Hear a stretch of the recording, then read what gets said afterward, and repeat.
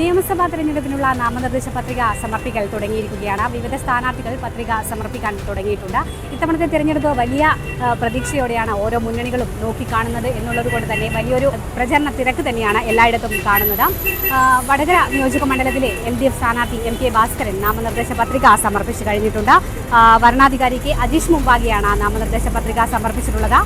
കേളുവേട്ടൻ സ്മാരക മന്ദിരത്തിൽ നിന്നും മുദ്രാവാക്യം വിളികളോടെ പ്രകടനമായി എത്തിയാണ് നാമനിർദ്ദേശ പത്രിക സമർപ്പിച്ചിട്ടുള്ളത്. ദൃശ്യങ്ങൾ കാണാം.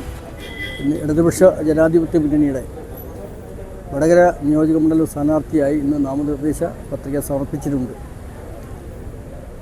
തികഞ്ഞ ശുഭപ്രതീക്ഷയോടുകൂടിയാണ് പത്രിക സമർപ്പിച്ചിട്ടുള്ളത്.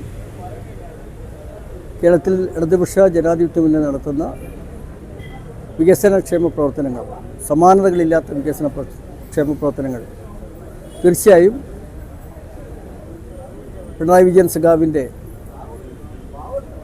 മൂന്നാമത് ടേമിലുള്ള ഈ തെരഞ്ഞെടുപ്പ് സ്റ്റേറ്റിൽ മുഴുവനായി ഗുണം ചെയ്യും എന്നുള്ളത് തന്നെയാണ് വിശ്വസിക്കുന്നത്.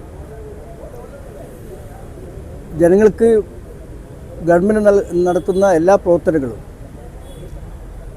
പൂർണ്ണമായി ഉൾക്കൊള്ളാൻ കഴിയാത്ത പ്രശ്നമുണ്ടായിട്ടുണ്ട്. പഞ്ചായത്ത് ഇലക്ഷനിൽ ഗവൺമെൻറ് നടത്തിയുള്ള എല്ലാ പ്രവർത്തനങ്ങളും പൂർണ്ണമായി ജനങ്ങളെ എത്തിക്കാൻ സാധിച്ചാൽ ഇടതുപക്ഷ ജനാധിപത്യ മുന്നണിക്ക് ഈ തെരഞ്ഞെടുപ്പിൽ വൻ വിജയം നേടാൻ സാധിക്കുമെന്നാണ് വിശ്വസിക്കുന്നത്. ആ നിലയിൽ ഇടതുമുന്നണി ഈ സംസ്ഥാനത്തിൽ നടക്കാൻ പോകുന്ന തെരഞ്ഞെടുപ്പിൽ എല്ലാ മണ്ഡലത്തിലും വിജയിക്കാൻ വേണ്ടിയുള്ള അതിശക്തമായ കാര്യക്ഷമമായ പ്രവർത്തനങ്ങളാണ് സംഘടിപ്പിക്കാൻ തീരുമാനിച്ചത്. അതിൻ്റെ ഭാഗമായി വടകര മണ്ഡലത്തിലും നമ്മൾ ഇതുമായിട്ട് ബന്ധപ്പെട്ട കാര്യങ്ങൾ നടത്തി മുന്നോട്ട് പോകും. നമുക്കറിയാം, നിലവിലുള്ള MLA വരുന്നതിന് മുമ്പേ CK നാണൂട്ടനായിരുന്നു വടകരയിലെ MLA.